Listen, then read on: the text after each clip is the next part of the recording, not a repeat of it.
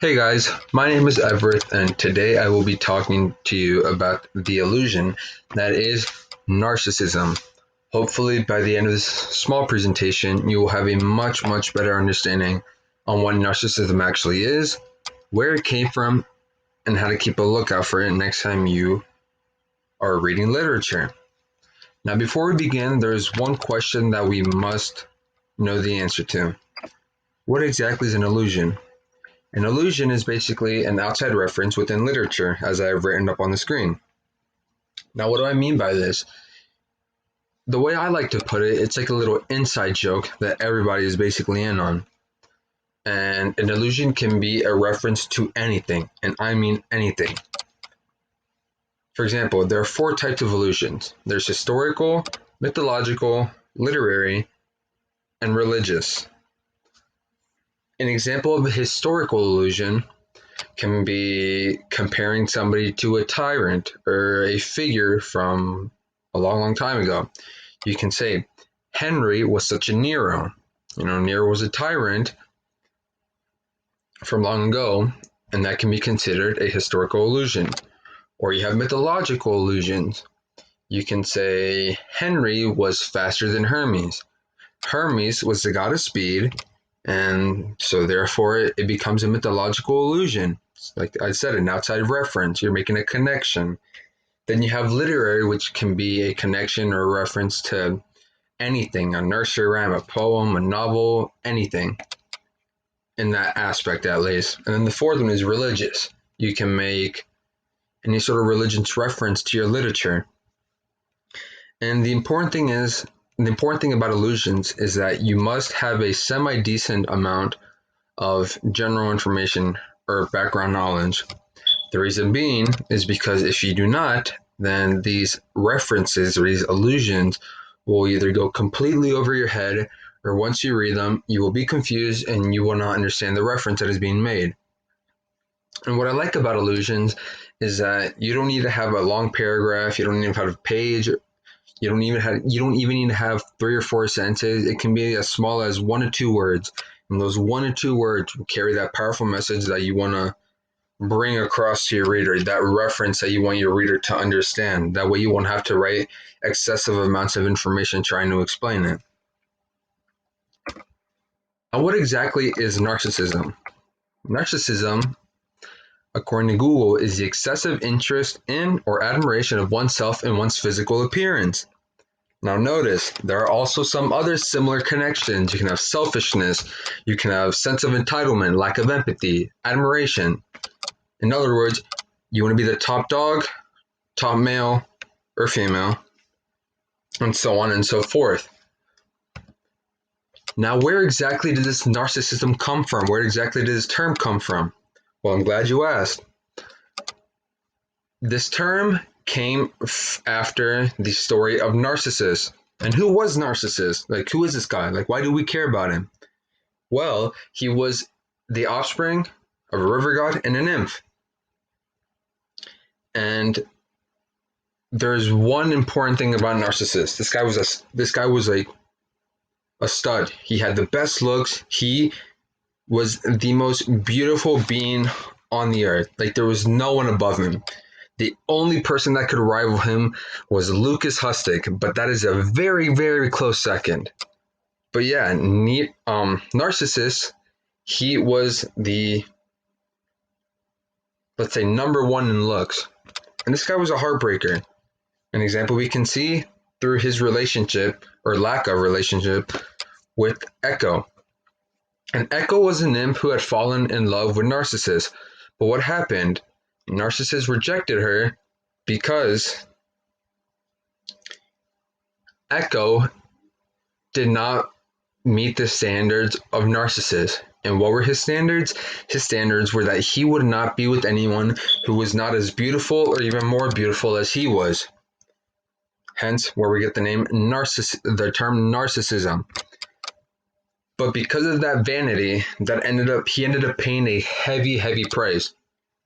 He angered the gods, and the gods punished him by taking him to a lake. Yes, to a lake, where he saw his own reflection, and he fell in love.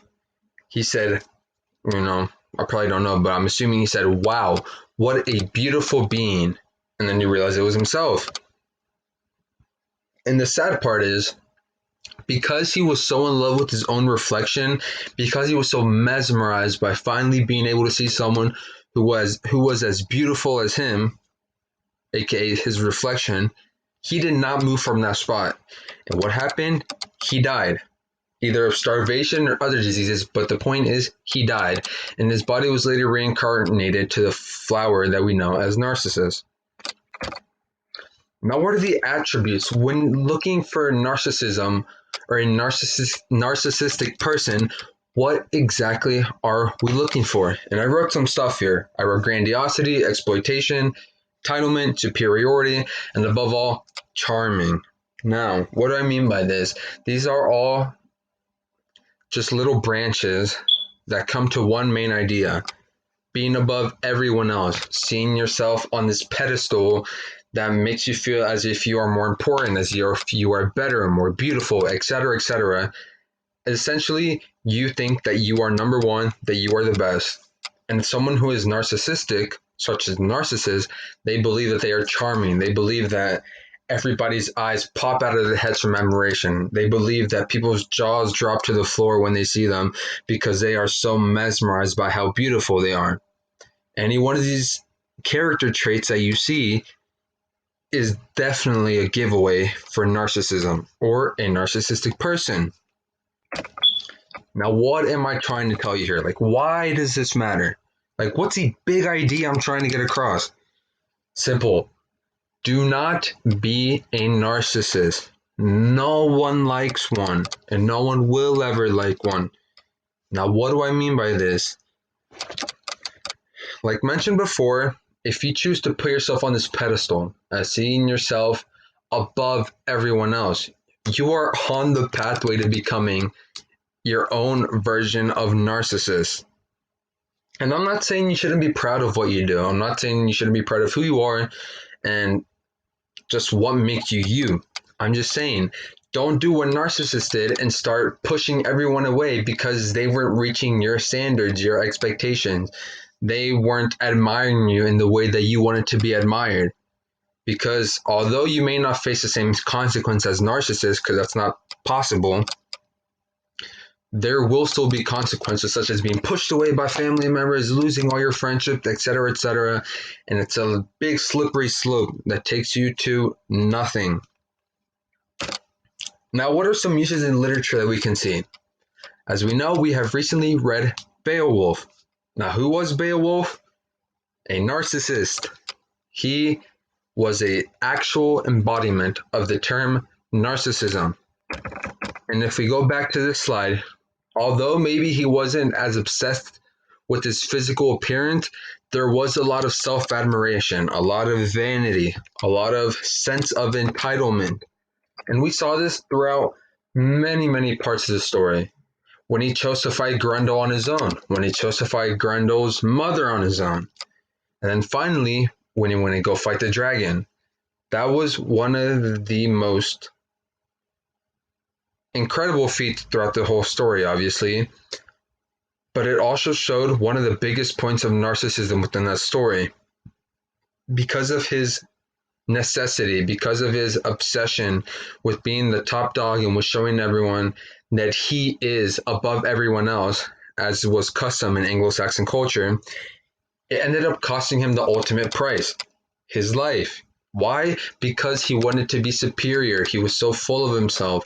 He wanted to prove to everyone that he didn't need anybody and that he was better than everyone and that everyone in the world could not meet his expectations or the standards that he had set up.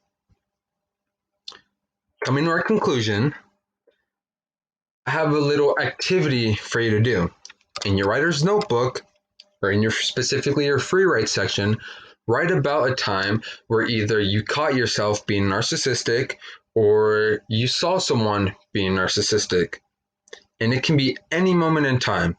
And the good thing is that because it's a free write, nobody will ever have to know about it. But still, it's a good thing to practice because that way you can start catching on to these details not only in your own life but throughout literature. This is the end of my presentation. Hopefully you learned a little bit about what narcissism is, and next time you are reading literature, I hope that you're able to catch this sort of illusion next time you're reading, and then you can start making your own little connections. I hope you all stay safe, take care, and I do hope that you learned something from this. Thank you.